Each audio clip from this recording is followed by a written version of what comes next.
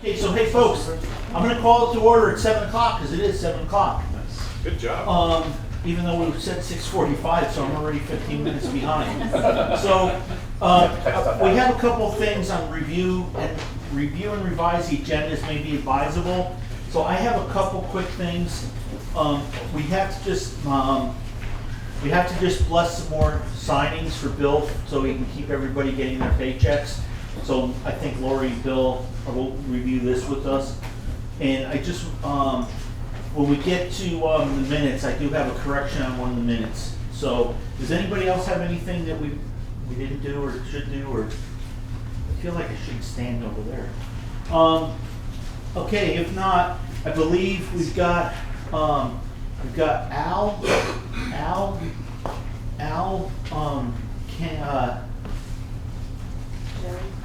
yes.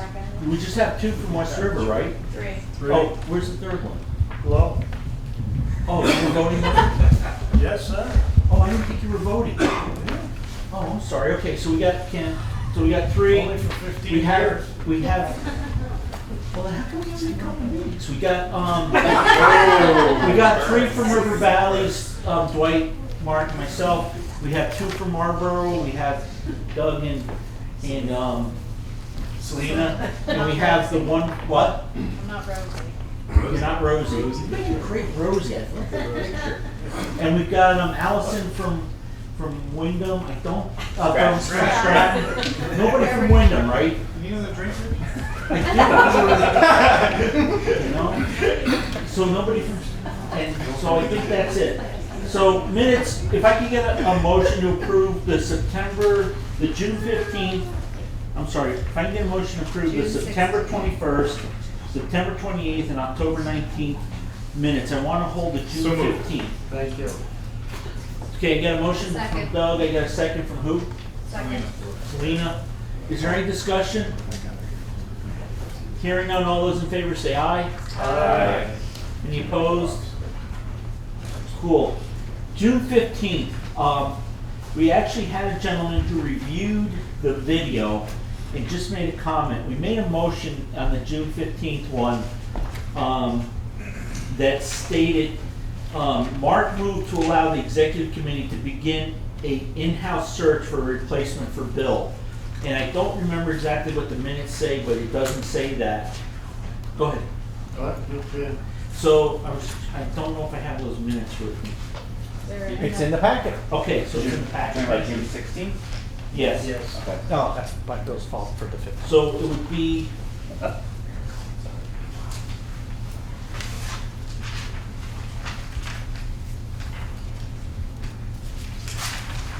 Is it at that very end? Mark moved to empower the executive committee to design a superintendent search Right. process, job Yes. executive and all in favor? Yes, so instead of that, it should say, Mark moved to allow the executive committee to begin an in-house search for a replacement for Bill. So that's the only thing I would ask that somebody change that. Yes. And if you can spell my name correctly, I'd appreciate it. No, we never spell your name correct. You don't spell it correctly, it didn't happen. It's not Schopenhauer? Okay. Wrong name. Okay, so anyways, Mark, hey Mark, can you make that motion for me? Yes. Okay, so Mark moved that we accept the minutes with that one change in it. Peter, I'm gonna give you, wherever Peter is, I'm gonna give you that so you have that. Yes, you sent this to me previously. Right. That was after the executive committee. Right, so you have that? Executive session. Right, so you're all good with that? So just. No, I'm sure I wrote it wrong. Tell me the change. The change is Mark moved to allow the executive committee to begin a in-house search for a replacement for Bill, but I got it right here for you, I'm gonna hand it to you. So we have a motion, we have a second, do we have any more discussion? Hearing none, all those in favor say aye. Aye. Cool, thank you very much.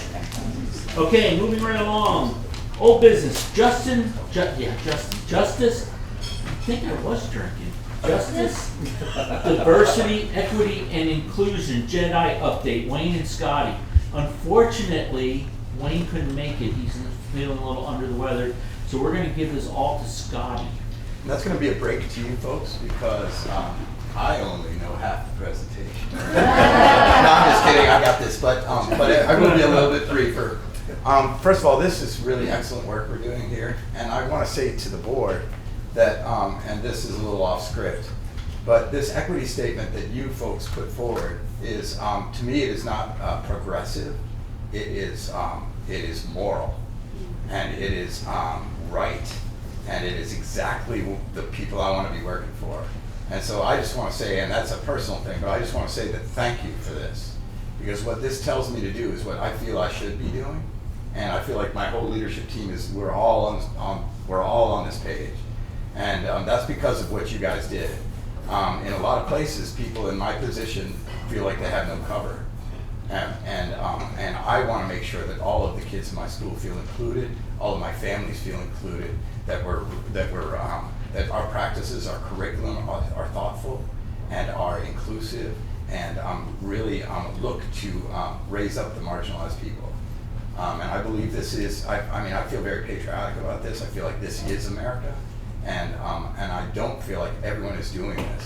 And you guys are very brave people for doing this, and I just want to say thank you. So as you know, we have also a policy, which is, I think that our policy is great, but it really, your statement is so much more specific and so much more moral. This policy is great. It tells us exactly what we need to do, and I believe that the work of the J.E.D.I team is to unpack this policy. And I think that now, and I think that Rich can attest to it, our first meeting of the year was so energized by a bunch of young people that came from the high school because of Bob and Dana's work getting them there, and Taggart Phillips, our liaison as well. And it's an amazing thing to work with young people, because I have all these assumptions about what this work is, but the kids that are at the school know exactly what the work is. And so it's really great. And I want to say, again, thanks to the state of Vermont for putting this forward as a model policy. So in order to, this was from, and I can't read where it's from, I should have my glasses on, the National Equity Project. The idea of what is equity? We must develop leaders who can transform our institutions by eliminating inequitable practices and cultivate the unique gifts, talents, and interests of every child, so that success and failure are no longer predictable by identity, right? And no matter what that identity is. And there's a list there, but you guys all know, we all know that every single person is different. So this is a really important thing to us. And when we look at data and academic data and behavioral data in our buildings, this is something that's on all our minds now because of your work.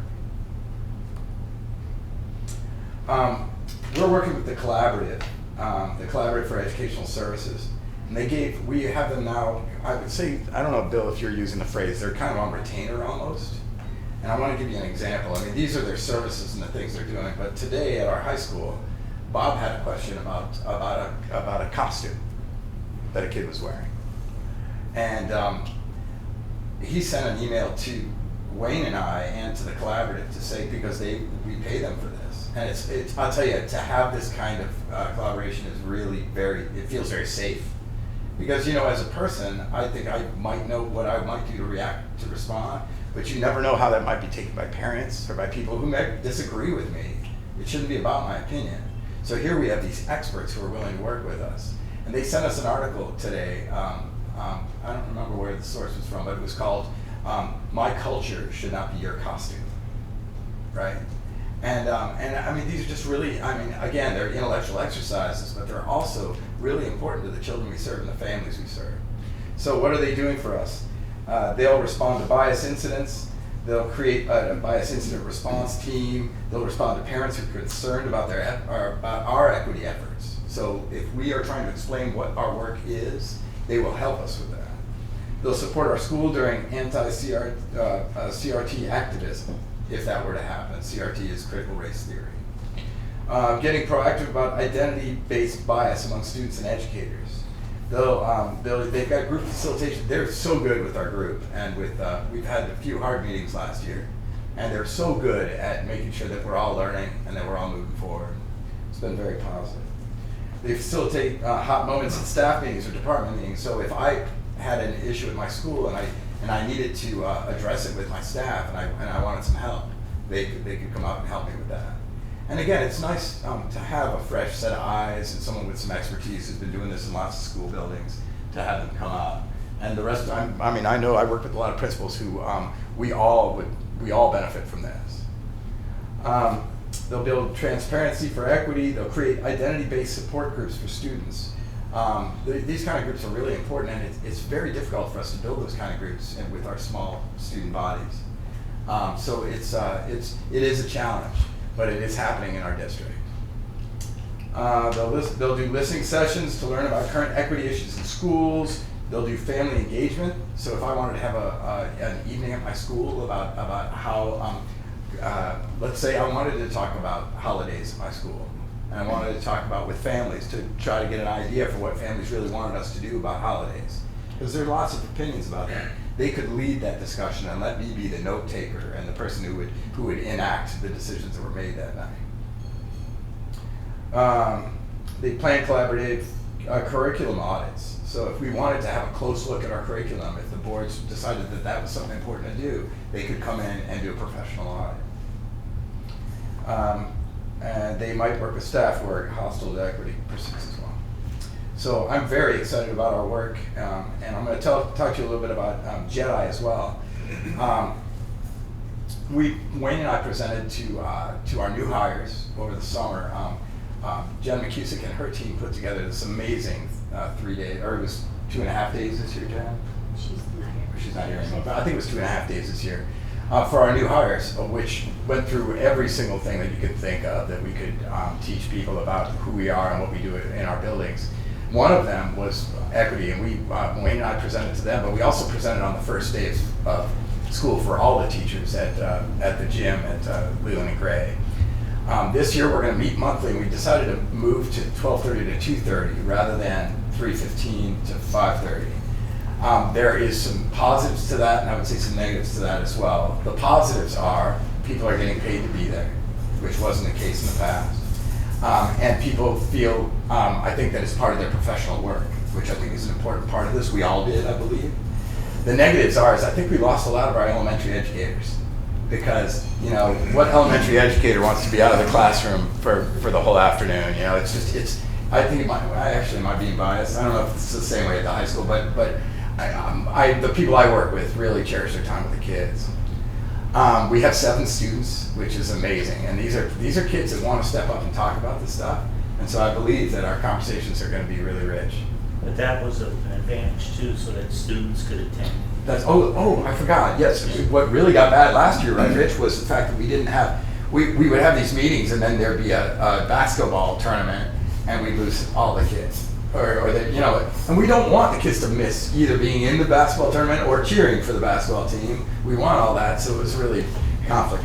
This year we have board, admin, teachers, specialist teachers. And these are like allied arts, like music, PE. We've got central office. I was so happy that Michele joined us. You bring so much to the team with your special ed background. We have a Leland and Gray student group now as well. What's really cool about J.E.D.I this year is that the folks from the collaborative are actually going to Leland and Gray and being part of the meeting as part of the Zoom. And that just makes the kids are working with professional people that do equity work. So they feel like the work is more important, I believe. I don't know, I shouldn't talk that way. I don't know what they think, but that's the way it looked, you know. I don't know. Again, Wayne was going to talk about Marlboro a little bit. They're in their 3rd year restorative practices implementation. I personally believe that this is our next step for the whole SU. I've been watching. My wife works at Bellows Falls, and they're moving in that direction. And down at Windham Southeast, they've moved in that direction. Restorative practices. If you don't know what that is, that to me, as an administrator, it's an option to traditional discipline on the middle school and high school level, where what you can do is you can trade some time out of school or some other punishment for actually working on the thing that you should be working on, the learning. So you might have a circle where you would talk about what damage was done and how can we best repair it. Is anyone more of an expert than me on restorative practices? Because that's the way I take it, is that a lot of it is about repairing harm by talking it out and having those circles be led by people that are professional and know what they're doing. And then continued equity learning with the collaborative. So next steps, again, all of this work is because of you guys. I honestly, I don't know that I'd feel safe doing this work without your equity statement. Because I love my job and I want to keep it. And I know people disagree with me, and to have a board that says, hey, you need to raise up marginalized people, you need to include people in all this, in your curriculum, that just means a lot to me. Next steps, again, we're implementing restorative practices throughout the WCSU. Wayne had a calendar recommendation, and I honestly don't have that with me. I can tell you what it's about, and I don't know if that would be helpful now, Bill, but he was talking about holidays. I think that he had scheduled something on a holiday that he wasn't personally aware of, that's not on our calendar, that impacted a group of people. And I can relate to that because I cannot be expected to know. I know that. It was Yom Kippur. Yeah. We just talked about this at our board meeting, but he did bring a new schedule that he shared out, and he kind of is crowdsourcing it with the community now. Yeah. But he basically just went through, and I forget the group he spoke to, but he just asked this group for the recommendations of the holidays. Was it the collaborative? Yeah, Yeah. it was the collaborative. And so they gave him a list, and then he shared it out immediately. He was it. He took accountability for the mistake. He owned it, but then also said, "This is how I'm fixing it," and then just that was it. It was good. I mean, this is a really hard thing we're talking about because holidays are one little thing, Yeah. but you can imagine that if you were, like I was raised Jewish, if there was some big event when my parents wouldn't let me go to school, that would have been a hard thing for me, as a kid or as a teenager trying to fit in, and so I can imagine how that would work for a Muslim family or for any family, and so these are things that I think it's important to think about. I don't believe that there is an absolutely inclusive calendar. So there are choices that are going to need to be made, and that's where having a professional group to work with is so safe because they can make recommendations. I just want to add too that I saw in the news was it 2 days ago? Diwali is now accepted in New York State's calendar. That's exactly right, and in New York public schools, New York City. New York City. Yeah, I You need read an it. Apple calendar, it has them all. So implicit bias training for new hires, we're already doing that, and Wayne and I are actually going back. We did the first 2 modules during that first meeting, and we're going to go back in January and do the other 3 modules. And this last one, actually, let me see if I got that text back. Oh, there it is. We're going to post. I didn't know what the B stood for in DEIB. So DEIB is diversity, equity, inclusion, and belonging. And we believe that the next step would be to have a coordinator to coordinate these not only our work in diversity but also our restorative practices work, so that we can start training folks and start using these practices in all our buildings to benefit all of our students. I kind of winged it a little bit, but that's all I have. You did great. Oh, thank you. Thank you. Now I feel a lot better. We didn't know that you winged it. Oh, well, good. Until you said I it. didn't wing it. I was all ready. I would like to take any questions that you have. I mean, Rich and I are sharing this work, and the 2-hour meeting goes by like that. They have us do these really interesting discussions and in multi-age groupings with like old stodgy principals and young kids and teachers, and it's really an amazing experience. In terms of, I guess for our SU, I think, how has the J.E.D.I people been addressing income inequality, or has it, like, in terms Income of inequality. income inequality in terms of like free and reduced lunch and poverty, and That's a is really that, good has question. that come up a lot or not? Rich, I don't know that we've ever said that we've ever had a question that's come up in regards to classism or income inequalities. When you look around our district, though, that is really one of the bigger issues that we see in our buildings. And what's weird in the state of Vermont is that you can't harass someone based upon income inequality. Income is not, or poverty is not a protected class according to the law. So if you call somebody an awful word that relates to their religion or their race, that would be considered harassment. But if you call somebody a horrendous word that has to do with how much money their family has, you would need to look at bullying for that, which is a really interesting thing in the state of Vermont. And you could attribute that maybe to people with money making the laws, right?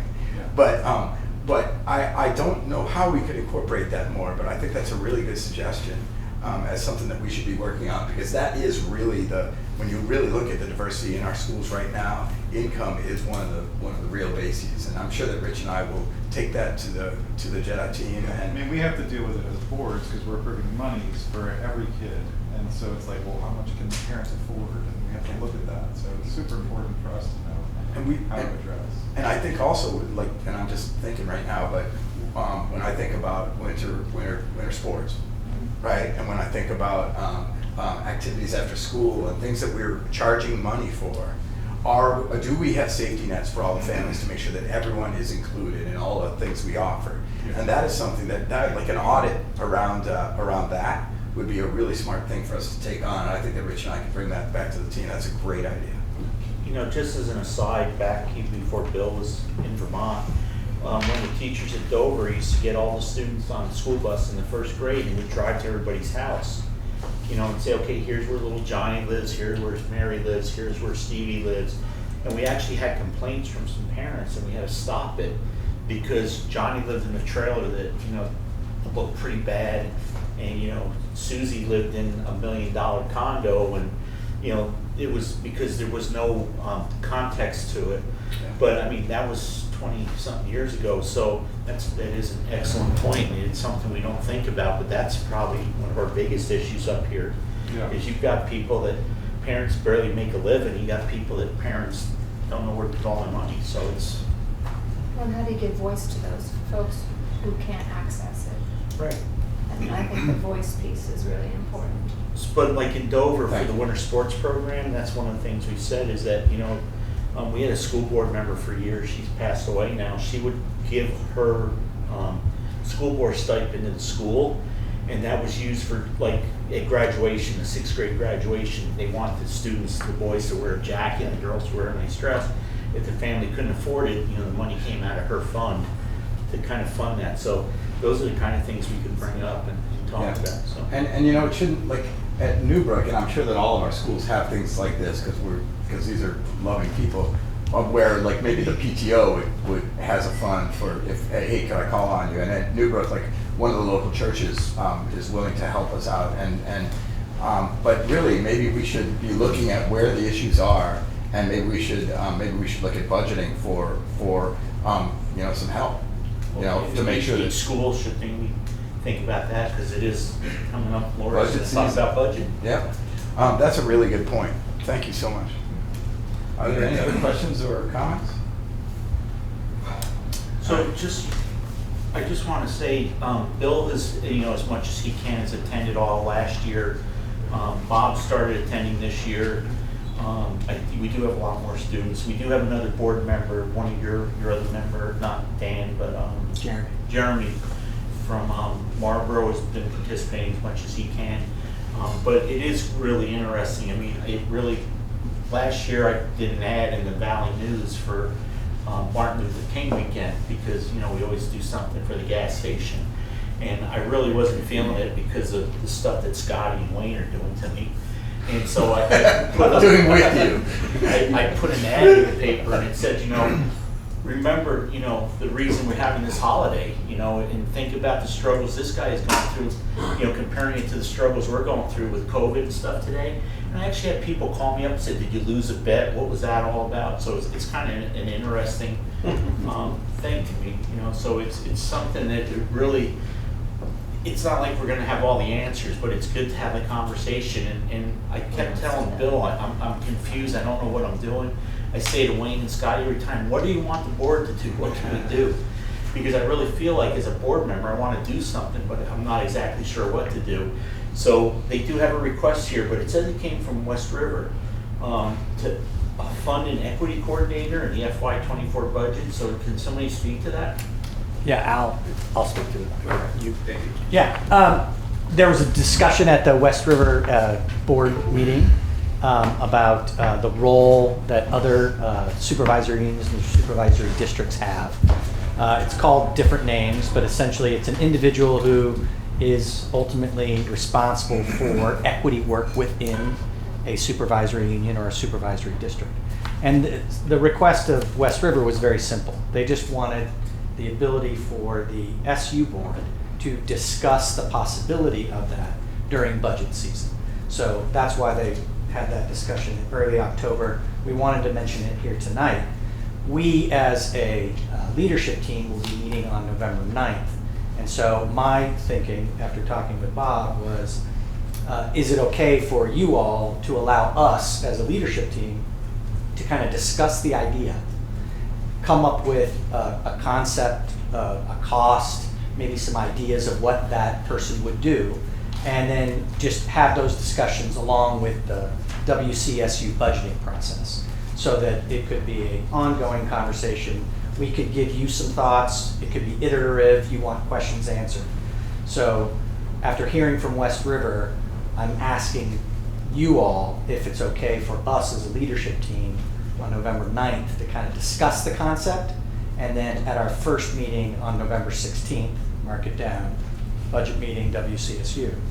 Just to be prepared to say, this is what the leadership team thinks would be a good idea. This is the allocation of investment, and these are the types of work that this position would do.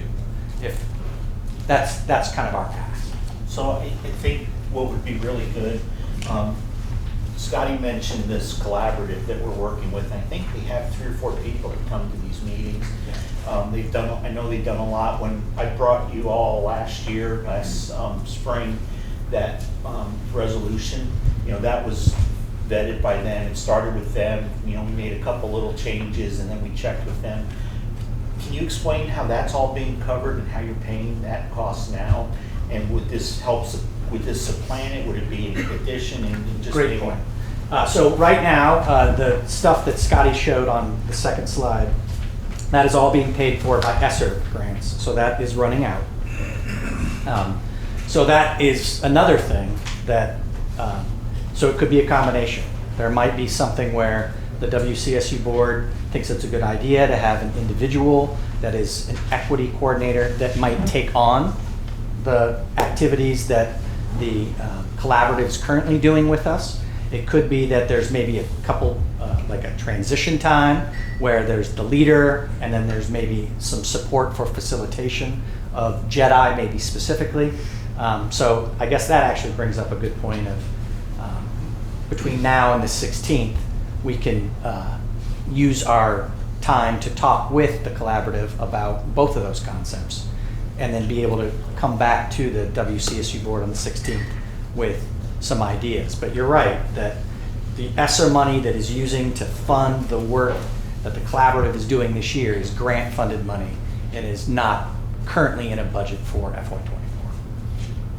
Yeah, because I think that's going to be important because budgets are going to be tight. I think that with it's a great program, and we are spending some money on it now. So I think everybody should think about that, and also think about that because that will flow down to your school districts. Al, did you want to add anything from your guys' discussion in West River? No, I think Bill captured all of it. Yeah, it's great. I'd love to hear what they come up with, and I'd love to discuss it on the 16th. And if there's any board members that have time between 12 and 12, I don't know where Scotty went. 12:30 and 2:30. 12:30 and 2:30. If you want to sign up, they think that they still can come in, right? Email me, please. Yeah. So if you guys are all set, are there any other questions, comments? We'll move on to new business. I'm going to jump off real quick. I was just filling some paperwork out the other day, and I realized that it was almost 14 years ago we had this guy from Twin Valley School District that came into Dover and was going to replace a long-term principal we had. She'd been there for 10 or 12 years. She'd taken us from one of the lowest scoring, highest spending special ed districts in the state of Vermont, where we had 2 or 3 professors from UVM come down to Dover and sit with us for like all day, 2 days in a row, to try to figure out where all our money was going and why our test scores were still down here. And this lady brought us right up to where we were like number 1 or number 2 in the state for a few years. And then I think we became a little bit of a victim of our own success. But she was ready to move on, retire, go to out west, and this guy from Twin Valley comes in. I'm like, why in the world would you be coming here? You know, you got it at a high school. Isn't that where everybody wants to be?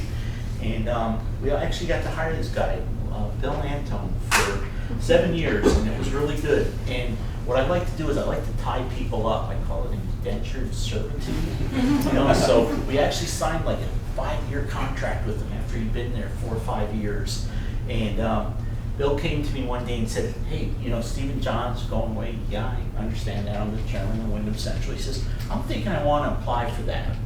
And Bill came in, and Stephen John, the former superintendent, ran him through a process which was probably, I don't know why he stayed, why he went through it. But luckily, we got to hire Bill. We'll have 7 good years with Bill at the end of the year. And sometimes, you know, maybe that's why you gotta ask for it. But I gotta tell you, I was like tired of school board and ready to get my Monday nights back and not run again. And I got to do this interview process that you all set up. And I got to take this new gentleman, Mr. Tebow, and we went to a whole bunch of different places, and sometimes they weren't very well attended. But one thing I've always been upset about is that, you know, we interview a principal, a superintendent, or somebody, we get one interview, we maybe spend an hour talking to them, and we have to then make a decision. Is this the person we want to give a lot of money to run our district and trust our kids' futures to this person? And you know, you sat with somebody for an hour, anybody that can't, and someday I'm going to apply for a superintendent's job somewhere, and I'm going to see how I do in the interview process, because having, you know, been in the interview in like several superintendent candidates, I think I got all the right answers finally. But I got to tell you, and I'm not with any specifics, but we went through 5 interview processes, right? We had the Windham Central. So it felt like more, but that's. Yeah, Windham Central, the teachers, the parent, the community member, and the students, and then the Windham Central board. And one thing I found very interesting is very consistent answers, you know, and it's something that you don't get to see, but you know, I was very impressed, and I gotta tell you, I'm very excited and encouraged, and I'm really glad, because usually you have a really strong leader for a while, like we had with Susan at Dover, and then you bring somebody new in, and I'm like, yeah, he's gonna last a year or two, and you know, how's it gonna be? And you know, 7 years, we would have kept him 10 or 20 years, he could come back, you know, now. If Matt let him. But, we let Matt do it. But so Matt's been with us for 7 years. But you know, as superintendent, I think it's really good. I feel like we're getting a really strong candidate. So I just want to recognize, because this is something that this will be Bill's last meeting with us at these retreats. And Bill, you've always tried to do a really good job, get us in good places and some good discussions. And even though we've always not hit a home run with what we try to set up here, I think it's grown, and I would love to see every board member here, so it's a good time. But Bill, I'd really like to thank you again for everything you've done for us, and we're really going to miss you.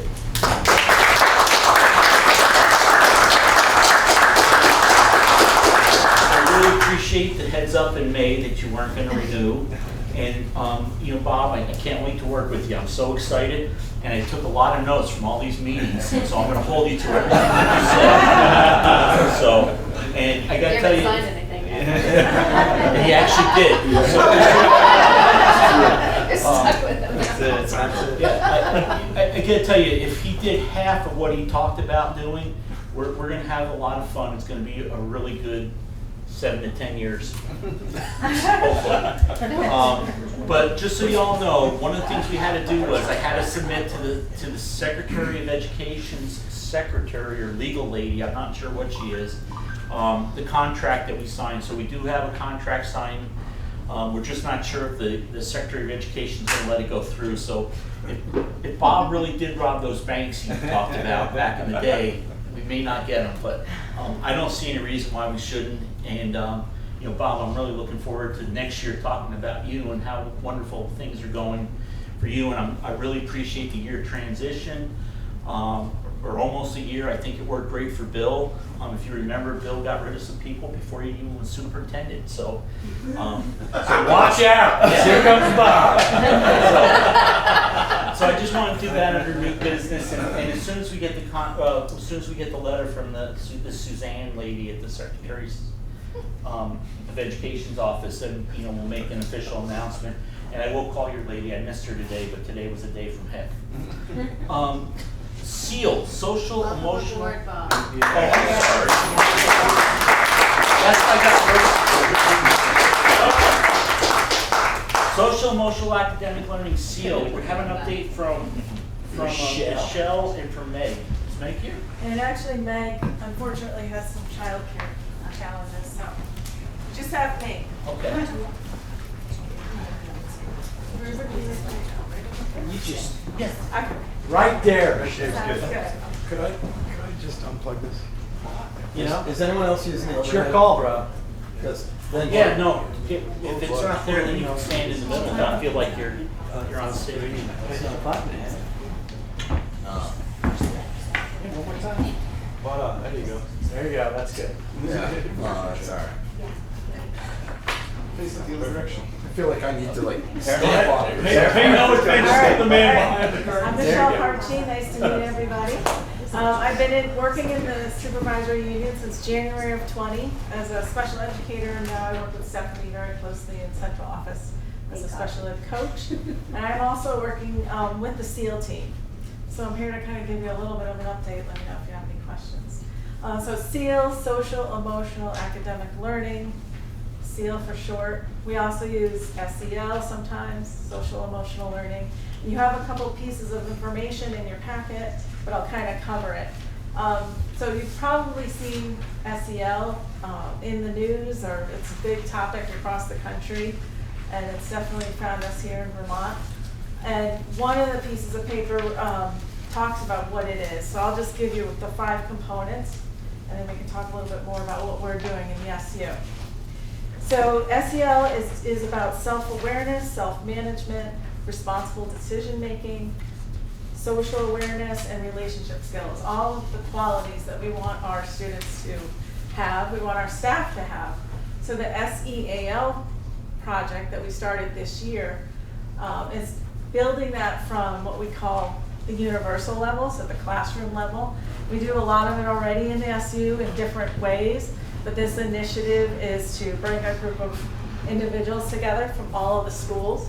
This one of the documents shows who's on the team. We have a mix of counselors, social emotional learning coordinators, special education representation, and some school nurses, and we're working together to talk about how we can infuse SEL into our curriculum. We purposely chose SEAL because we know that social emotional learning and academics go together and they support each other. So we've contracted with Greg Stoller, who worked at the Brattleboro SU, and he is an SEL coordinator, and he works with our district for a limited number of hours this year. And he's helping our team to develop this process. Part of the effort is based on the Castle framework, which I spoke about, and also using Panorama software. And what that does is it's a capability that we can give to classroom teachers, which we've already done, and they have access to over 600 evidence-based curriculum and lessons that they can use in their classrooms. And it also is a survey tool. So a couple weeks ago, we extended a family survey out there to get feedback from our community and talk about, what do you think about our schools? How do you feel your kids are doing? What can we do better? And we're looking at that data. We have about 30% response rate right now, which is a good number, believe it or not. So across the SU, I know our leaders have been working really hard to make sure we're getting those responses. And we're going to take that information and look at it and work with the principals and the teams and talk about what can we do in our classrooms to help our students, to help them access education. And so this group that is on the paper, we meet every other month, and we're planning what we're going to do this year. And Greg's helping us to kind of build that capability internally so that we can continue it on as we go on. Any questions about SEL, SEAL? Why do we care about it? Just let me know.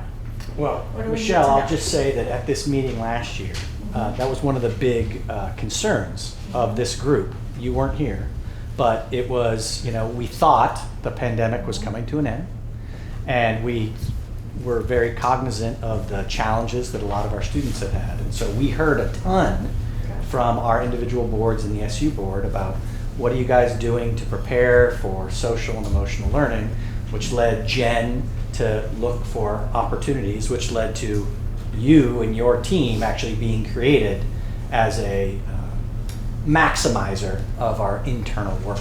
So just to give some context to, this group was an engine to come to the creation of what you are doing. Well, your excellent thinking and kind of planning has come to fruition. And we have a great team. Everyone's really excited. We're working hard to kind of bring it back to our teams, and we're seeing a really great response, which is wonderful. And so as we build these capabilities, we're starting with the classroom universal level. We also have things that we do at the more targeted or intensive levels. You know, we're hopeful we're really going to have an impact, and Panorama will help us track that information. So with the survey data from the families, the students, teachers, we'll actually have data that we can present to you, or to the boards, to show what are we seeing, how are we seeing it improve, and we can make actionable decisions. That's about all I have today. Awesome. Okay. Thank you. Thank you.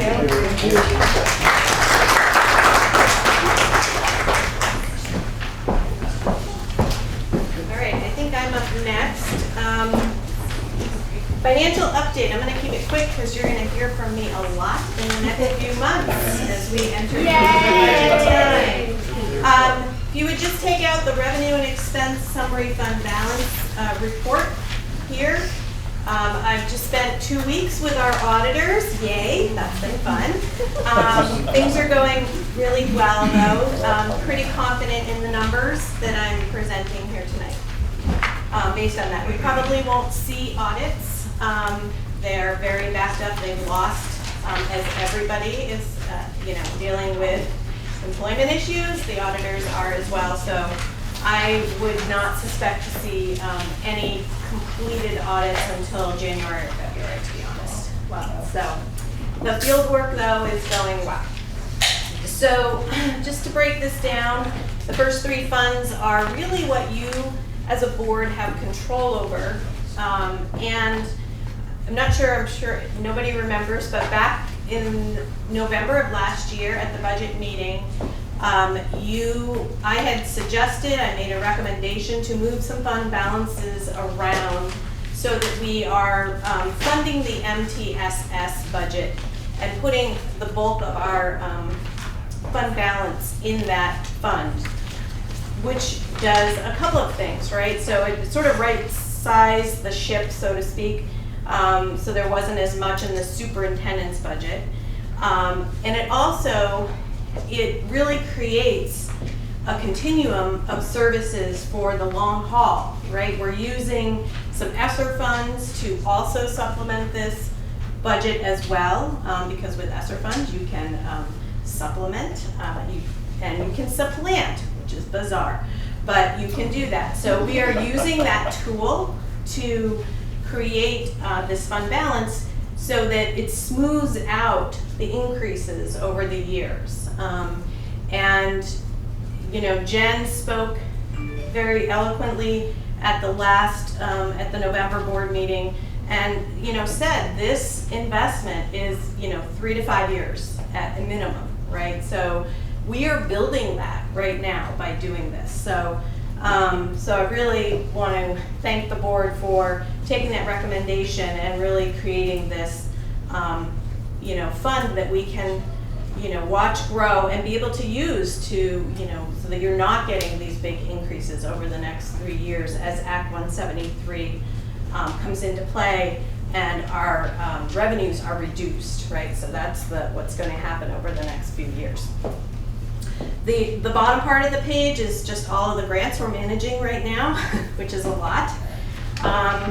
And we are always, of course, looking at new grants that are coming along. I'm being told at this moment that the state actually is sitting on a lot of ESSER money that they will have to return to the federal government if they don't use it. So I will expect to see some additional grant funding coming through, whether that's in the form of, well, already I can speak to an ARP ESSER grant that we just received for the after-school middle school program, 2 years. So we're going to fund an after-school program there with that money, which is phenomenal, right? That's great news. The issue comes when that runs out, right? And that's what you're going to hear a lot. What happens when the money runs out? We talked about that with the equity team. And so we have to make those tough decisions that are coming up. And by moving around these fund balances, we're taking a step in doing that. So does anybody have any questions? The first budget, first draft of the budget will be out on November 16th. And that will be the superintendents, the MTSS, the VSBA, and some how grant funds funnel into those. You guys are all very quiet about the money tonight. All right. I have a state question. Okay. Do you think that the state, I know last year was crazy, but do you think that we as districts are going to get numbers at a reasonable time this year, or is it going to be much later? Wow, that I have no idea, to be honest. I mean, but December. I'm not in on any of the buzz, so Okay. I thought maybe you were. I have not heard a lot of, sometimes about this time I start to hear some, rattlings of, how much is in the ed fund and how, last year we heard about this $90 million surplus that was in the ed fund.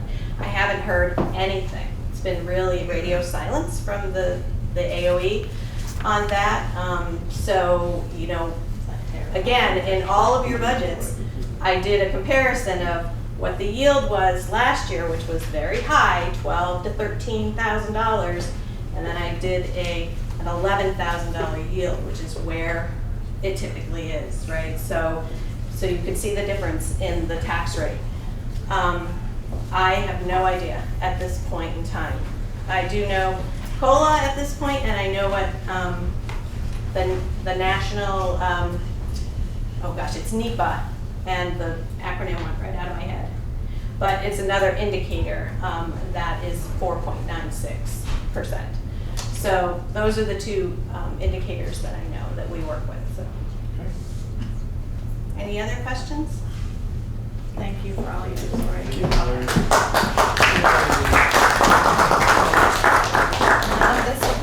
So this is a part of the meeting where we've played around, moved a little bit. So we're going to have school district reports. So this is where each district gets to tell us what's going on in their district. And Doug was hoping his principal's going to be here, but he isn't. So are you helping him, or is he doing it all on his own? Sandy, you can come up and help. In case I forget it. So my principal couldn't make it. He's got the funk that's going around that everybody has, which isn't COVID, just a general funk. But I do have a list. So yeah, I'm not going to sugarcoat it, I think. This year is going to be pretty difficult for Marlboro. We are losing Bill, as we all know. We have notice from our principal, so we're going to be a principal hiring search starting in January. And then also we are starting to have conversations coming in November with our town as a community to wrestle with the option of whether or not to operate a middle school, or in general envision what the school looks like, because the board has had requests from families to tuition kids out, coming to the board asking for those dollars, and then on top of that, really big capital improvement. we have a big architectural project planned, and we need to know, are we building a school that can support the 7th and 8th grade, or what kind of program? So we're probably going to be reaching out to River Valleys to talk about those potentials if the school does vote to keep the 7th and 8th, the town votes to keep the 7th and 8th, which means that we want a very robust middle school program if we're going to do this. So with that, those are like some of the challenges. On the other end, we're doing a lot of professional development for our teachers, which, Bill, I'm going to lean on you for Wayne, because he's not here, but we have equity with the collaborative that we're working on, restorative practices, which Scotty mentioned. We're doing math walkthroughs. Could you talk on that? So you guys invested, I think it was 18 days this summer, different groups of teachers. Right. So you had teachers that were new to your school that went through 3 separate trainings, and then you had teachers that were wanting to enhance their own math instructional work, and then you have taken that energy and then you have worked with the collaborative in a different way on the academic side to partner with your principal to do math walkthroughs based on that work of the Bridges Math program, which is pretty universal across the entire SU, to build up not only the instruction that is happening universally, but how does that look when you have to do intervention through the different tiers or layers after that universal instruction. So Marlboro is kind of unique in that you guys invest an enormous amount of money, usually every summer, in very targeted professional development for your teachers that builds on to your year as you go forward. Basically math, restorative practices, equity work are your 3 big ones. Yes, and social emotional leadership skills is also what we're focusing on. SEAL. So there we go. And I think that's pretty much of my list. Do you have anything to add? No, I just, even though Wayne's not here, just to take a moment to thank him, because we wouldn't be where we are right now. We wouldn't be with Scotty and the J.E.D.I team. We wouldn't be doing the collaborative work if it wasn't for Wayne. So really, even though he's not here, I just want to recognize him and appreciate him for that.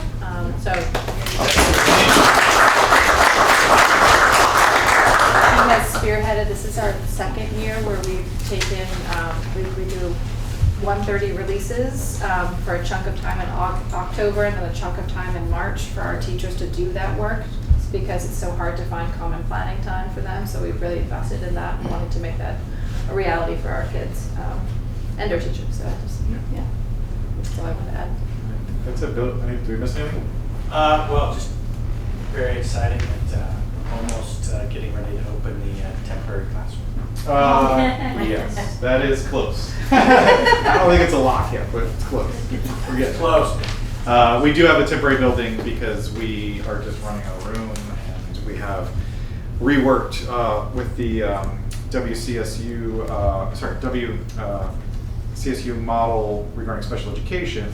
You know, bringing that in has also allowed Marlboro to bring it in, which also means that we need more space. So we've added this sort of mobile classroom that we're using for class instruction and specials and things like that. So, Yeah, it just feeds into the whole need for our capital. I mean, that's a big reason why we're having the capital improvement conversation and this like whole visioning process for our community, because the building's the same as it was when I went to school there in the 80s. So most people do some renovations on their own homes in that amount of time. Marlboro has not done that on the school building, so it's time to kind of like really think about that. yeah, and in terms of enrollment, we don't really know what to plan for yet. There's a lot of X factors. We do have a decrease in enrollment. We have a decrease, but that's a lot of the Marlboro College kids graduating out. That there's no more Marlboro College, so there's nobody new coming in. And then what's going to replace it? We don't know yet because they haven't decided. So there could be a boom or not. We don't know. So we're just waiting to see. But, questions? I find it interesting. I didn't say I was taking questions. Oh. I nowhere said I was taking questions.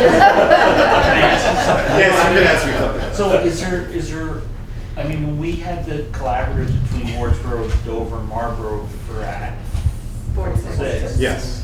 You know, it was pretty evident that an overwhelming majority of people in the district really like the 7th and 8th grade. I mean, has that changed a lot now, or is it just because of the size? Or Well, I think my answer to that, Rich, is going to be the same that I answered to parents when we have these town meetings, which is I think Act 46 was about who has the conversation, and I think that we're, as a town, having that conversation about where do we want to put our dollars to for the school, what's going to benefit the kids most. Whereas I think Act 46 was more about the consolidation of the state saying, we don't want to deal with all you crazy boards, we want smaller boards, and we want less people to deal with. And we're like, no, we want to talk about these things, and we want to engage in that. So that's sort of, I think, my answer to that. Great. I mean, you've got a lot going on. Yeah. Well, I'm hoping that equity work will help us with this conversation, because it's going to be important work. I'm glad that we as a board have also gone through some of the equity training, because I think it will be a bit of a toolkit for us as we go through these community conversations. We've also engaged a facilitator from Brattleboro to help us as well. So we actually. Because I'm not being in those meetings. All right, good. Thanks. and Doug's at it. Doug's running away, he knows the meetings are coming. Hey, Stratton, or Allison, I took your seat, I'm sorry. No, that's okay. Want to come up here? Yeah, come up here so you can see everybody. Did you bring your administrator with you? Yeah. Hi, I'm Allison. I'm from Stratton. And I have we're non-operating districts, so we're very, very lucky with regard to sort of the trials and tribulations that we go through, but we do go through them, and we will inform you of all of them, I'm sure. But we've had a good year. Everything's going very smoothly, and we're in the middle of a policy change to bring some equity to our pre-K students, because you guys have done such a bang-up job of having really amazing pre-Ks, and the 10 hours, a week is not enough for our kids to go to your amazing schools. So we really relied very heavily on Bill and have enjoyed working with you. And you'll be missed, and we're going to inform you of everything that we made coming up here, I'm sure. But we've had some really poignant conversations lately, just sort of watching what goes on in these districts and what has gone on during COVID and post-COVID and what everyone here has been dealing with, and that is just not something that we have had to deal with at all, but our kids are just reaping the benefits of all of the work that you have done, and we just really, really appreciate it. Well, so before you leave, Allison, you have to explain what Stratton did, because it's pretty remarkable what you decided to do for pre-K.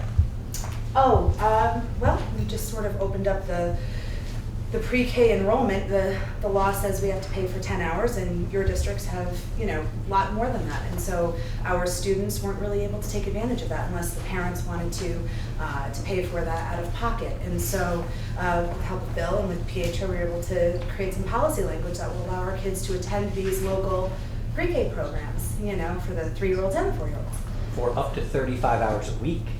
That is really impressive.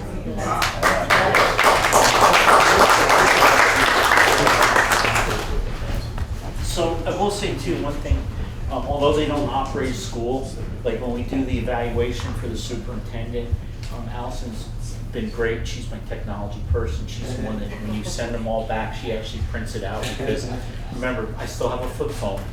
It's a smart flip phone though. It's a smarter flip phone than my other flip phone. We got River Valley's next, so we're very fortunate because we've got 2 heroes that are coming up to speak to you, Matt and Tammy.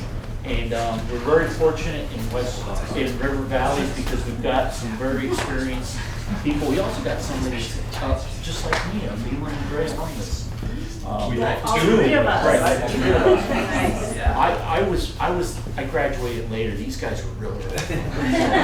So we're gonna let them talk because you guys do better than I do. We're going to give you the long and the short of it.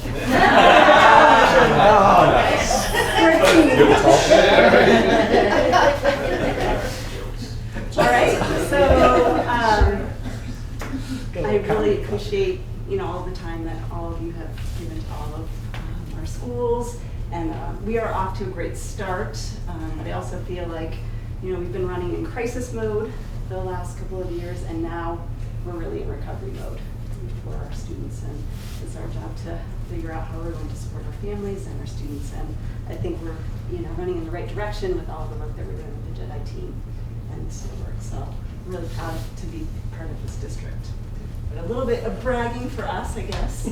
I feel like the River Valley's school district has really been committed to investing in our buildings, our staff, and our students. And we've done it through capital investments, human capital investments, and then through programming investments. So we're just going to go through some of the stuff that we've been working on. Yeah. So we'll start with some capital investments. If you've driven by Wardsboro lately, you've noticed a wonderful new paint job. If you haven't, take a trip by. It looks great. Yeah, and thank you to Greg for really getting that going. He actually was the person that chose the colors and stuff. And being a Wardsboro resident for many, many, many years, I was really used to the white, but Greg's like, let's do something a little different, and it really looks great. So I'm really happy we went with it, and it really does look nice. Greg's also helping us get on track with our capital planning, our maintenance project planning. As we look to our budget season this year, we'll look forward to working with Greg on that. Also, we've ordered a new bus. A new school bus is on the way, thanks to the board. and the Transportation Committee for reviewing all of that. Greg for laboring over an RFP process that, as you can imagine, is a little tedious. So that should be here in May, maybe June. We're not exactly sure, but it's a good 6-month waiting period out of school by now. And then we have some future capital investments. I know next year Wardsboro will be getting their windows replaced, and Dover is looking into Gym floor. Gym floor is How on many the years? list, but 24. Yeah. And Rich made a point last year to note that it's not getting any cheaper. And it is not getting any cheaper. All right. that's a subject for another meeting. That'll be another meeting. Tell them why it's not cheap. Well, The asbestos. the asbestos, yeah. So the glue under the tile has tested positive for asbestos, so that has to be abated properly. That adds a significant portion, maybe about 30% to the project, so. Yeah. Human capital? Sure, yeah. So one of the things that has been extremely beneficial to both of our schools is the shared staff model that's been working really, really well. We share currently a general music person. We share a school nurse. We're able to hire a full-time school nurse, a full-time school counselor between the two schools.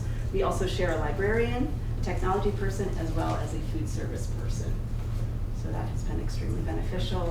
Again, the school nurse is full-time between the two schools, as well as the counselor, and they both will play key positions in both the J.E.D.I team and the SEAL team. So we're really excited for them to bring their learning back to our schools and have it be consistent between both buildings. Good connection. Beyond that, we've also been investing in the program, just like Doug and Selena mentioned about the Marlboro staff. I think all the schools are investing in staff training to bring us up to speed in the various areas. We're offering foreign language now at both schools, Wardsboro and Dover, which is exciting this year. And we are still trying to maintain our foci, plural focus. So we've got the STEAM program in Wardsboro, and the IB program is continuing in Dover. So in addition to the other initiatives with literacy and math, SEAL, J.E.D.I, everything else that's going on, you know, that Yeah, our students are benefiting from some additional programming. So. Yeah. Instrumental music continues in both schools, even though unfortunately the SU was unable to secure an instrumental music position. We were able to switch around our schedules a little bit so that the general music teacher is able to offer her services as an instrumental music teacher in the afternoons at Wardsboro, and then in addition, a morning at Dover, yeah, once a month. Yeah. And then programming wise, we're also able to offer a fully locally funded after school program at both schools 3 days a week, which has been extremely needed, a service for the families. We've been able to offer some really robust programs. We've offered play at Wardsboro this year, and Dover's been running theirs locally funded, but this was the first year for Wardsboro to do it on its own. So it's going very, very well. And then the summer school program, summer school, summer camp ran well again. This summer we had River Valley students and some students from out of the district as well participating in the summer program. So we look forward to running that again next year, although we don't have the funding, the grant funding lined up, so there'll be more local costs for next year's program. And then last but not least, kids are volunteering in the community. We have kids going to the food pantry, stocking shelves, working on trail projects in the towns, and you know, with the change in COVID, we're able to have families in the schools more, so we're excited to have our Veterans Day themed school sing next month on Wednesday, November 8th. So if you know of any veterans that would like to join us to be honored that day, it'll be at 8 o'clock, Dover School. And then the holiday feasts are happening in December, which will be open to the communities to have everybody come in and have a meal together. So it's exciting to get back to a little bit of some of those normal things. All right. Thank you.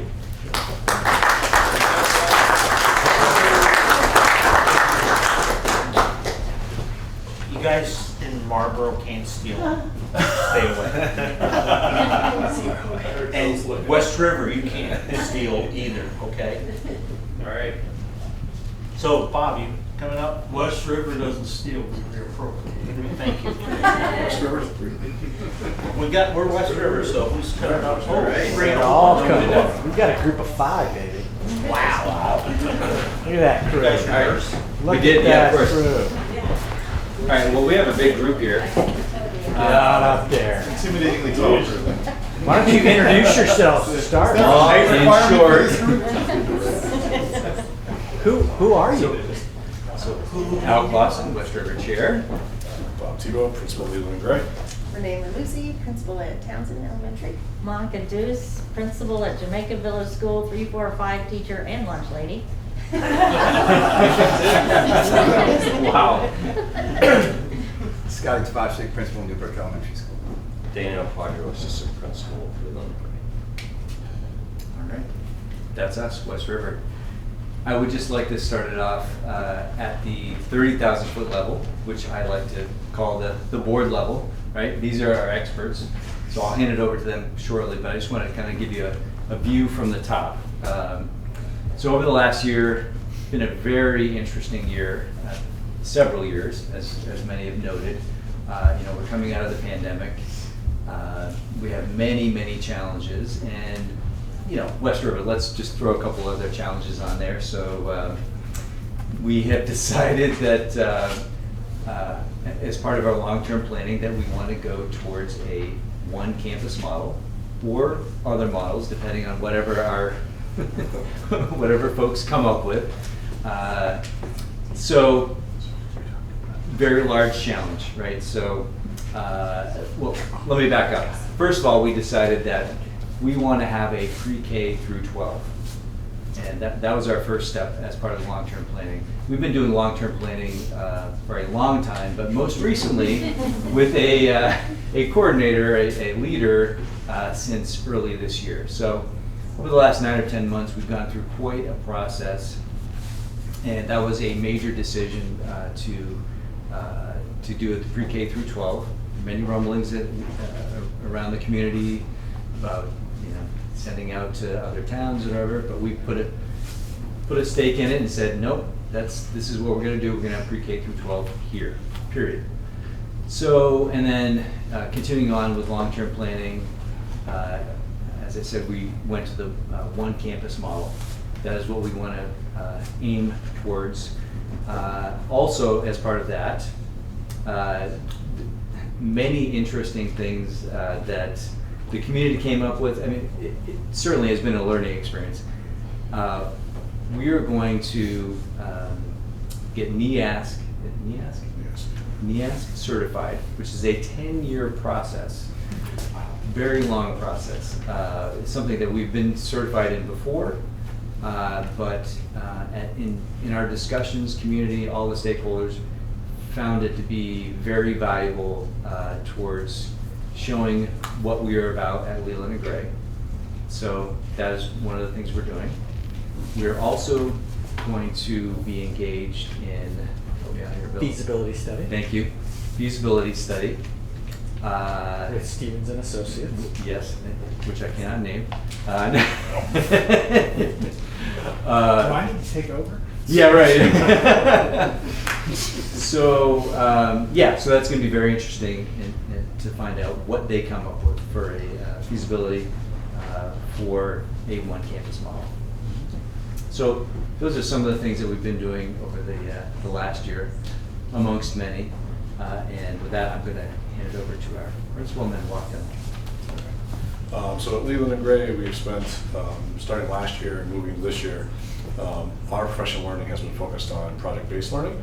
And we felt it was really a teacher-driven initiative coming out of COVID that we had to re-engage kids after a period of social isolation. And then project-based learning was really the way to do that with highly relevant, rigorous learning opportunities for kids. And so that is the direction that we've gone. We spent a lot of time training this year. Every kid in the building once a week has a 100-minute PBL block that we do that are mixed grades, and it's very cool, which today on Wednesdays. So that's been our learning for the year. A couple of quick things for this year that have been kind of a focus for us is around the student voice.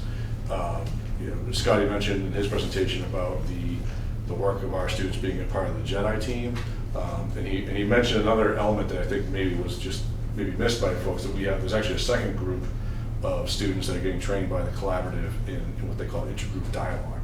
And the idea is that they have an opportunity to get trained in how to have a civil discourse around complex topics. And obviously equity is one of the topics that they can use, but the collaborative comes in and works with those kids in person. This fall, I think there's 15 or so kids, a couple staff members who are part of that process. And so some additional work that we're doing with the collaborative is really powerful stuff. And then the other piece that's a really big thing in the high school this year is that the student council has been working with me in a course that we created in social studies called Student Voice. They are really a PBL, a project-based learning course in generating student voice. And so we have student town hall meetings that we're doing. We have one tomorrow. Tomorrow's town hall meeting is about the budget, where students are tasked in advisory this week to come up with ideas around improvements to the building, programming improvements, whatever. They're prioritizing those in advisory and then electing a rep to come to the town hall, which is facilitated by our senior class president, Kat Shine, and then I don't know if Greg's coming tomorrow or not, but Mike Bingham, my facilities guy, will be there, as well as me, and we're going to collect that information from kids and what they view as the needs are, and then we'll roll that into our budget conversations with the West River. So getting student voice involved in as much stuff as we possibly can. And then Dana introduced himself, but we're incredibly lucky to have Dana join our team this year. Dana's a 30-plus year veteran of the classroom and of administration. We did steal him, for those of you that are wondering, well, did we steal? We do, we steal. He's coming to us from Bells Falls Middle School, so he comes to us with a ton of experience in the middle school, which has really been a good compliment for me, because that's not my background per se, and so having that has been a really good experience for me and for him, I think, as well. So he hasn't left yet. Well, he didn't meet me to ride over, so I wasn't sure if he was on me. Yeah, so I just want to say thank you to him and recognize the work that he's done this year around, in a really tough time coming out of the pandemic with student management and discipline and, all the feelings that kids have coming out of this, and the staff. Dan's worked really hard to try to, figure out how to meet them where they're at and listen and figure out what the next step is moving forward. So. We're really trying to shift from a reactive, punitive tactics to more proactive and restorative measures.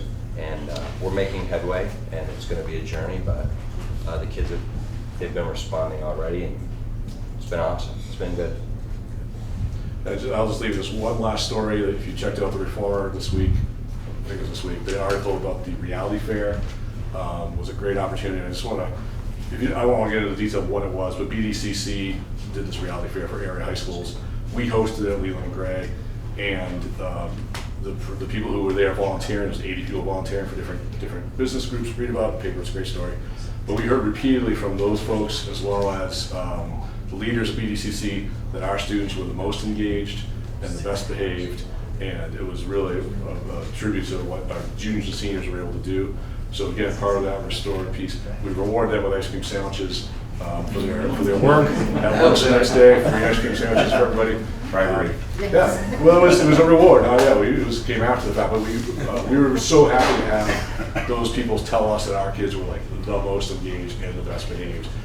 Kids from Brattleboro, Bells Falls, Twin Valley, and the Career Center. So that was a win for us, our kids. Safety, when we do our egress drill, it's silent.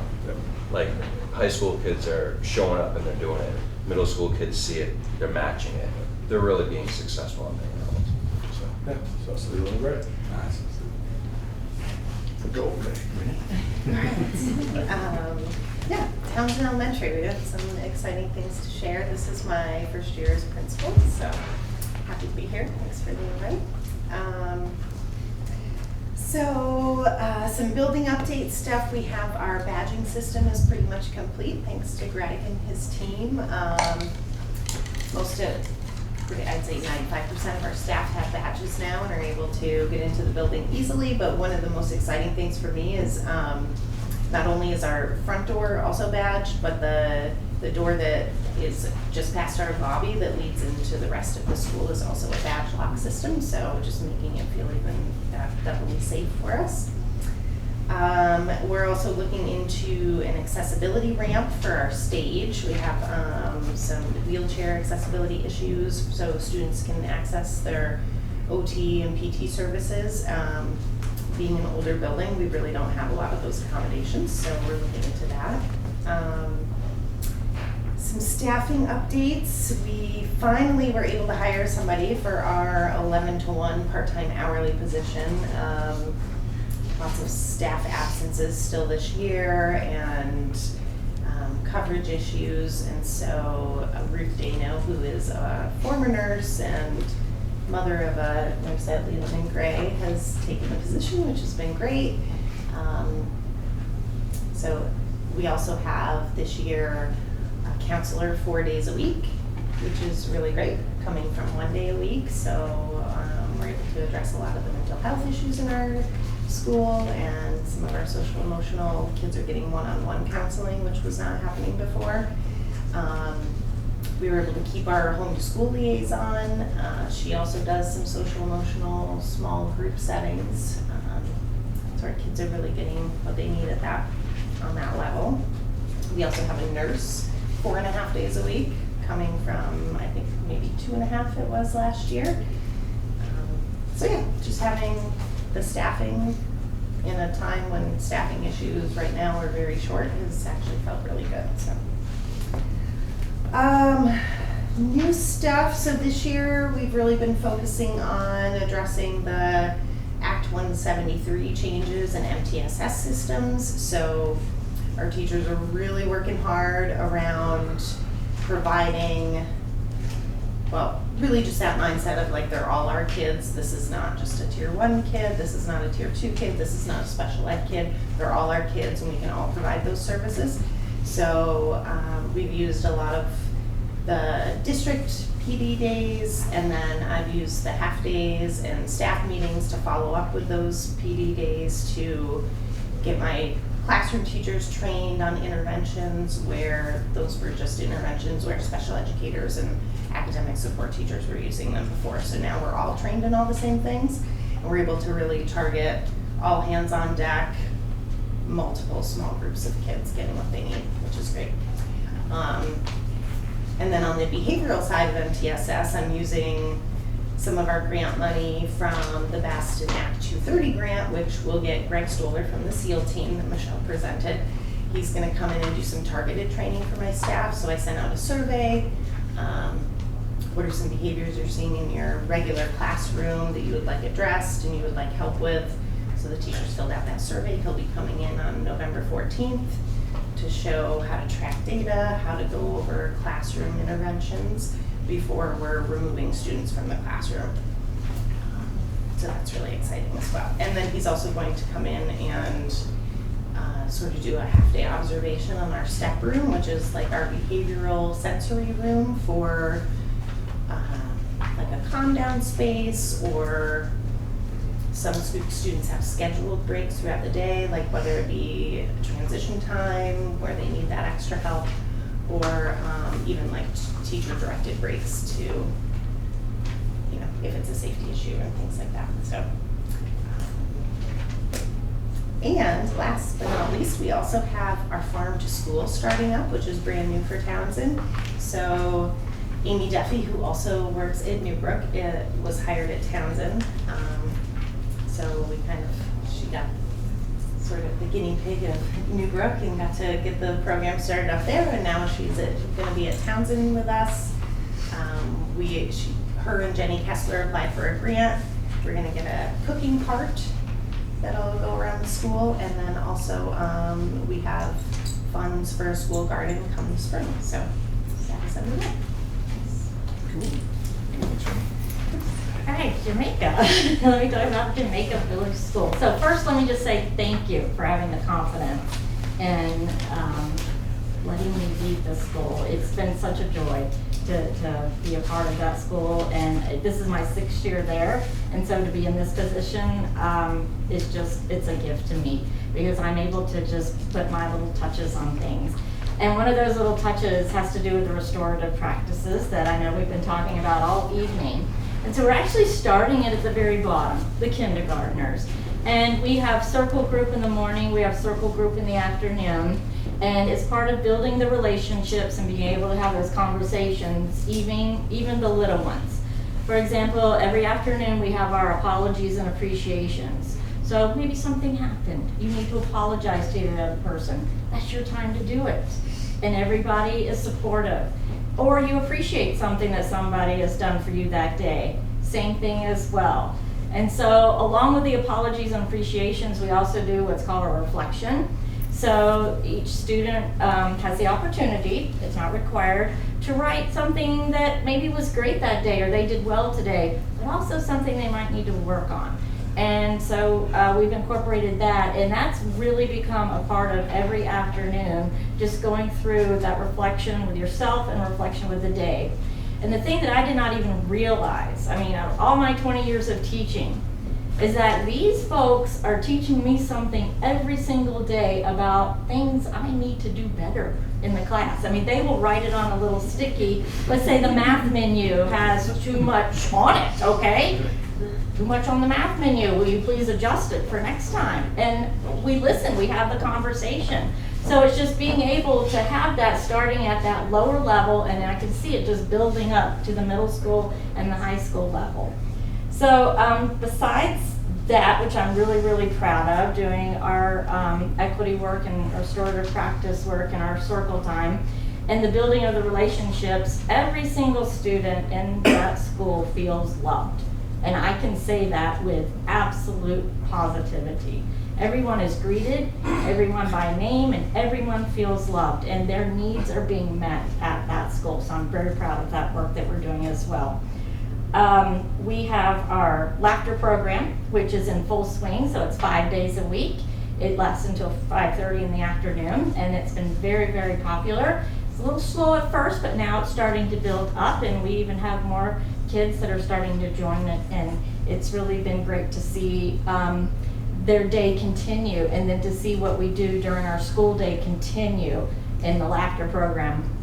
And what's really funny is we had our parent conferences a couple weeks ago, and the parents even brought up to me about how maybe their child is talking more, apologizing more at home, or bringing things more up at home at dinner time, and I'm like, that's my fault, okay? I'm gonna take the hit on that one. And so I explained everything that we were doing, and every single parent was very supportive and positive. That way they know that their child is learning to advocate for themselves. And so we see it going to the home as well.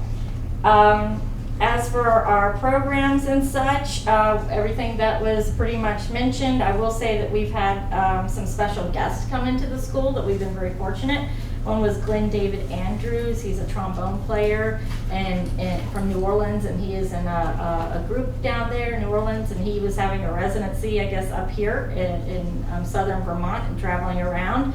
So he spent his time to come in and spend time with our students. And we just had a blast, and he is coming back for Mardi Gras, so we will have all the Mardi Gras up, we will have all of our music equipment ready, and we will be ready to do a second line parade through the village. Okay, so you're welcome to come join us in February for Mardi Gras. We will have beads and everything.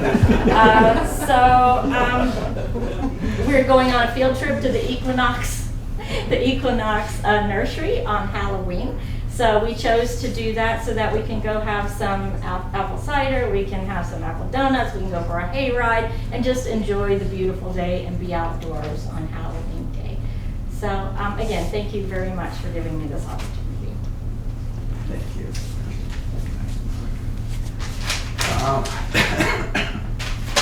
At Newbrook, I over-prepared.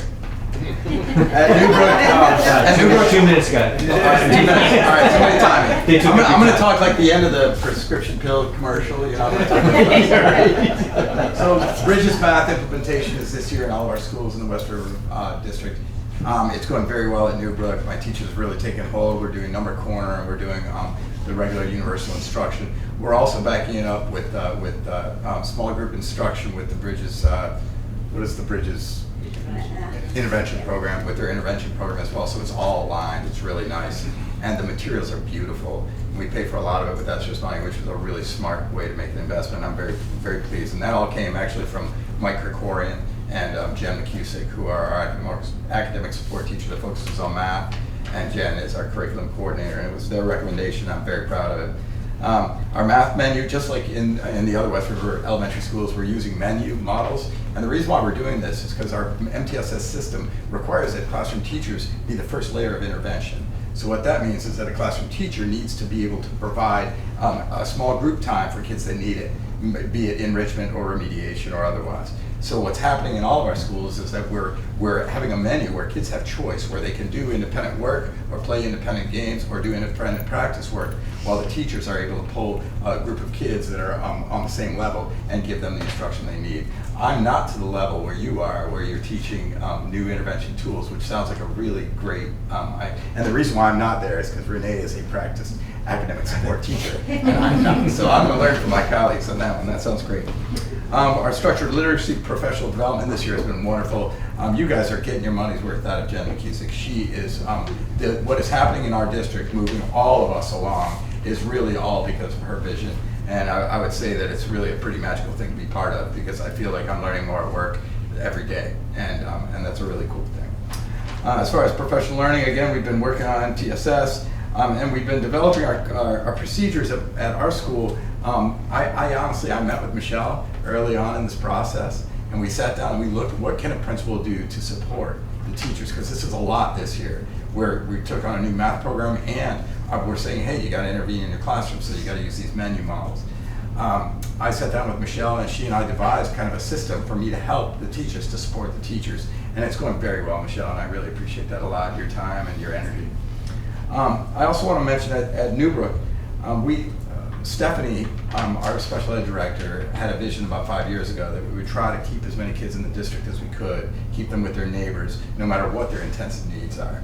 And so we have a classroom set aside at Newbrook Elementary School for all of us, where kids could be placed in order to give them the structures of a regular school, of a public school, but give them intensive services at the same time.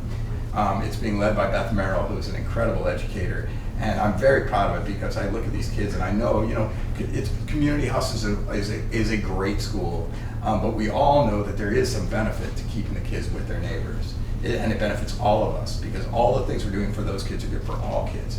So I'm very proud of what's happening at the school, and Beth Merrill and her staff are amazing. We've got incredible support staff that we were able to hire this year. Side note, we have 0 students in elementary school on out-of-district placements for the first time in decades. So.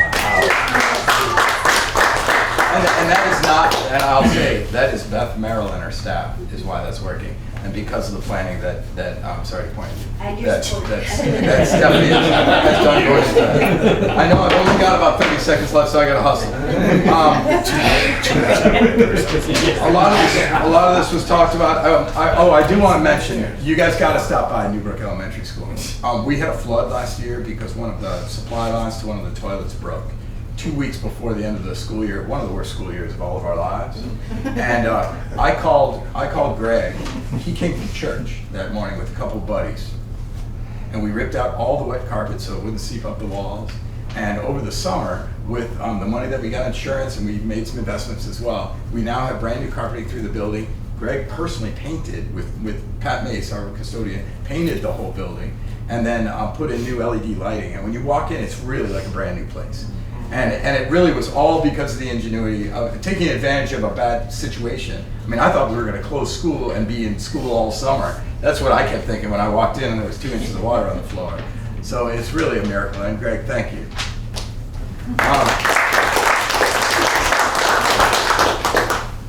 We just started planning winter activities, and we've got that covered. It's going to be really fun in our district.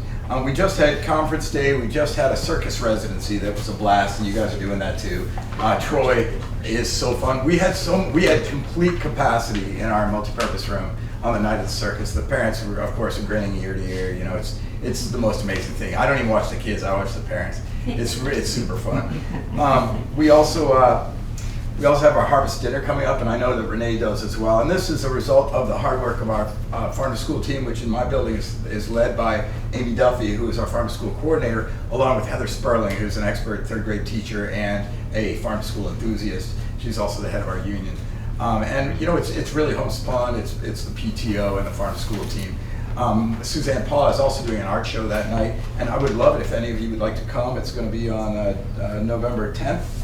November 9th. The rain date is November 10th. I'm going to be out of town. I'm going to the second half of my there you go. The second half of my my Waddington experience. So I'll be away, and I'm going to miss one of our meetings as well. And that's really all I have to say right now, so that's the way I'm going to. You sure that's it, Scott? I tried my best. One of the things you pay for is this big mouth. That's what you get, fella. It's worth it. Yeah. I've enjoyed working with you. Thanks for mentoring me. Very nice, very nice. And we did bachelor's tonight. We did. We should be next to one on that. All right, so before we leave this stage, I just want to say that there is one word that resonates with me about this team, and that is the word care. Every single one of them, you heard it in all of their very unique and individual statements about what's going on in their schools, is that they care, and they are absolutely invested in what they're doing.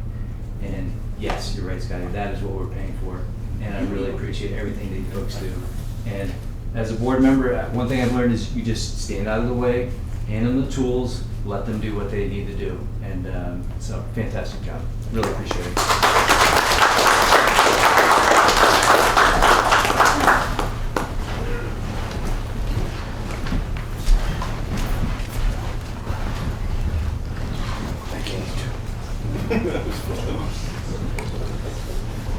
So, Bill, you want to do a quick supervisory update for us? Yeah, very quickly. The State of the Union is strong. All right. No, seriously, tonight you guys got evidence of high quality investment in a director of operations. I was going to ask Greg to go through and talk about the buildings, but the principals did it themselves.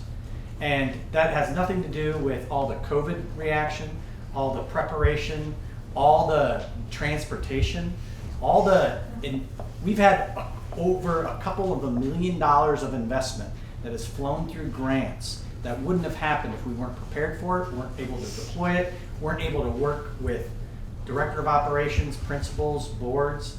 Great investment, great idea. You guys all had it 3 or 4 years ago. Okay, good job. Director of curriculum is already gone, but you already saw evidence of all of that, right? You heard about professional development, the growth of the academic support team, interventions, how we are prepared for a change in the evolution of what we are required to do. Again, director of curriculum, awesome. Stephanie, the first time Stephanie hasn't had to come up and talk today. Thank you. Which is good. I can relax the whole way here. But as I put in your packet, you saw that we are expanding what we're trying to do, right? We're screening 3 and 4-year-olds so that we can catch them early. You all have invested over the past 7 years having 3 and 4-year-old pre-K programs. As you saw today with Stratton, they want to take advantage of that opportunity that you all created. Not required, but you all understood the value, all right? Then you have no special education children in elementary school. They're out of placement. Well, that is not only good for kids, but it is good for the community. It is good for equity. It is good for money. It is good all the way around, but it is a pain to make happen. It is unbelievably hard. And Stephanie does that all from behind the scenes. Then you got to meet Michele, who's up here doing the SEAL work. Well, Michele was recruited by Stephanie to help us deploy all the work that we were doing. And after 18 months, she's up here presenting to you all. So that's what we try to do. We try to develop, try to make things happen for all of you. Laurie Garland, you guys are all silent during money. Silent! When are we all silent during money? When we're happy. There's $1.5 million in fund balance. That is, you guys are in a position where you can continue to invest in the things you care about, the priorities, the things you want to do. And then finally, I want to just talk about the development and the transition. You hired a superintendent who has come up through the ranks, who taught at one of your schools, who has led at one of your schools, now has 10 months of transition with our team. Again, you're not going to have any disruption of service. So I reflect it back to you all. You make good investments, you make hard decisions, but you always keep the kids at the center. So the state of the SU is very, very strong.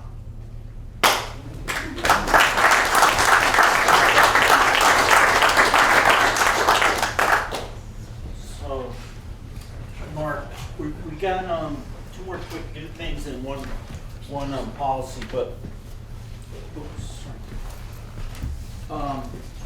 VSBA resolution update. So it was supposed to be Mark and Dan. Dan got stolen by his wife. What was that word you used? Failed. Reappropriated. Dan got reappropriated. So Mark almost went to jail for that once in the military. Yeah. Thank you all for your support in the resolutions. Every resolution passed, including the public funds accountability, which a little bit of controversy, but that is going to be moving forward, and the VSBA is going to be taking that very seriously. Which is going to be great for all of our districts. I think that's it for resolutions. Do you want me to go right into jump into policies? No. Okay. I asked you guys in the beginning, policies is next. So I asked you all in the beginning just that we had some contracts to sign. So they all say teacher, and they all say for the Windham, they all say this board doesn't. So these are Special education. Okay, so we have 25 full-time teachers we're signing contracts for. 2.8, 1.45, 1.3, and 1.2 for a total of 30, if I counted right. Does that sound right, Steph? Yeah. Okay. So I can if you want, I can read you all the names, or you can just make a motion that the 30 contracts that were presented to me that the board chair gets to sign on behalf of the Windham Central Board. So moved. Thank you, Mark. Seconded. So just hang on a second. Peter, did you get that okay? Yes, sir. Okay. Ken. Thanks. Okay, so all those in favor say aye. Aye. Okay. And then now you get to do your policy. We're only doing one policy, Mark, right? Special education federal rules. Did everybody get a copy of it? It was in the packet. It's in the packet. D7. So Stephanie asked us to put this together. I don't know if all the boards have already applied it at the board level, but for the SU level, it basically is going to say we're going to follow and my eyesight's awful, the Vermont Special Education Procedures, Practices, Manual. And her one request was that it be consistent. We don't have to come back to this, that it be, as they update it, it will automatically be applied. So, does anybody have any questions about that? So the policy committee met yesterday? Yep. Yeah, met yesterday. To go through this. Does anybody have any questions? If not, we get a motion to post to accept Warn. to warn. Policy D7. Policy D7. Okay. She just did all that. I'll second. And Mark seconds it. So Selena moved. Mark seconded. Do you have it, Peter? Yes, sir, moved. Pardon? I moved. Selena moved and Mark seconded it. Is there any discussion? Hearing none, all those in favor say aye. Aye. Okay, so is there any other stuff that we missed that anybody wants to bring up? It's a little, I'm about 9 minutes late, but I think it's pretty good because we started about 9 minutes later than we did. Bill, you're really gonna be missed next year, but if you wanna come for dinner, we'll talk to that guy there and maybe he'll bring you in as like a guest speaker or something. Right. But, and Bob, I'm really excited for what you're gonna do for us next year and what you're gonna bring us. If you have any thoughts, and again, the reason we keep changing this every year because, you know, each year everybody comes up with something different they'd like to see.